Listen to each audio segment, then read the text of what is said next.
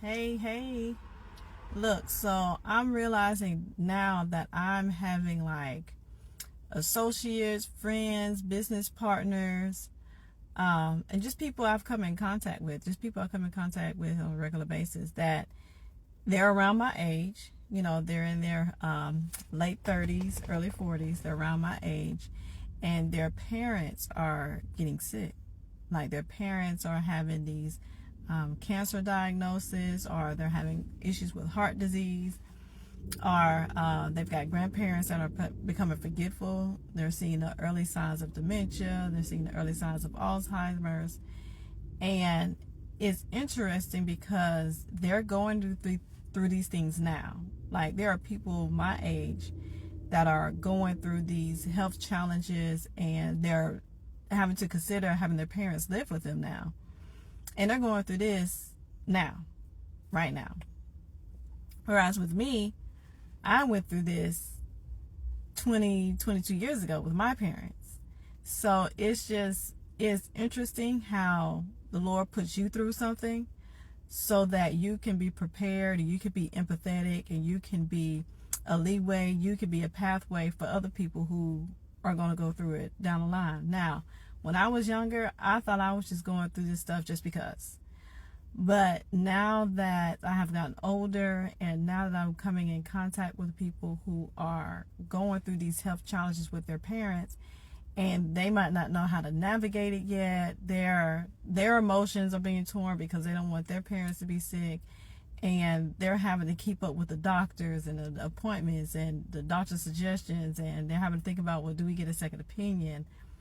And it's a lot to go through, either if you're the only child, or if you have plenty of siblings. It's still a lot to go through by yourself.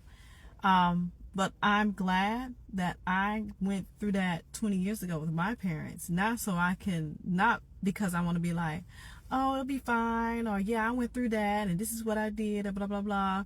And my parents did this, your parents should do that. No, that's not the reason why I went through it. The reason is because now that I have my friends and business partners and associates and just people I meet in the grocery store, they need someone who can be empathetic with them, who can understand how and why they feel the things that they feel. They need someone that's like, okay, you've been through this pathway, but you're not trying to tell your story on me. You're here to help me navigate through this. And it's hard. It's not an easy thing. So I'm glad that the Lord puts me through trials. He puts me through storms so that I can be an advocate for someone else, so I can pray for someone else, so I can give that comfort to someone else in their time of need, in whatever stage of caregiving or whatever stage of health issues that they're helping with their parents or in-laws or grandparents or church members or what have you, just their loved ones. So there are times when we go through things and we think it's an attack on us, but no, it's really for the bigger picture. And it's really to bless someone else's life, whether I'm just there as a shoulder to cry on, just someone to connect with, just someone to say, I just need to vent. If I have to be a sounding board, then that's fine. Anything I need to do to help that child of God get through their journey with their parents and their loved ones. So yeah, sometimes you go to the store, sometimes you can live with a thorn in your flesh, because you can live with a thorn in your flesh. Because it's not all about you. It's not all about me. It's about how is my life going to benefit someone else who may be going down the same path that I went through 20 years ago. So that is the essence of me writing my book, so I can connect with other people who are going through these emotional, mental, and physical emotions, and these bouts of thoughts that they're having whenever illness hits their family. So it's just connecting with them and making sure I can be an advocate for them, help them pray. If we need to pray about it, let's pray about it. If we need to, exercise, if we need to go see a therapist, okay, let's go see a therapist. I have a therapist I can suggest to you. I have hospital supplies I can suggest to you. I have home health care specialists I can suggest to you. So it's just know that you're not on the journey by yourself. And so that's why I did this book. That's why I did Raising Parents. So you're not on the journey alone. You have someone to connect with. You have other caregivers who are there to support you, pray with you, and just be that energy. Just be that strength for you. Okay?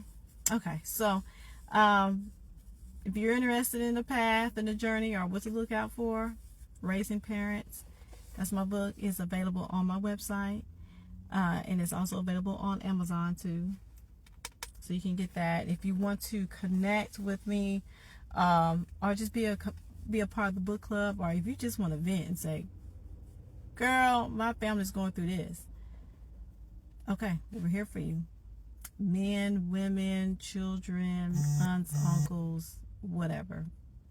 Anybody that's going through it. So I'm here for you. I'm here for you. Being a caregiver is not easy. And being a child, learning that your parent is having to deal with health issues, that's not easy either. And sometimes we forget to channel our emotions or to really navigate through our emotions while we take care of our loved ones. So that is the essence of Raising Parents. That's what I'm realizing now. I've got a lot of friends and associates going through things I went through 20 years ago, and I'm here for them, just for the support. Okay? So enjoy your Wednesday. Yes.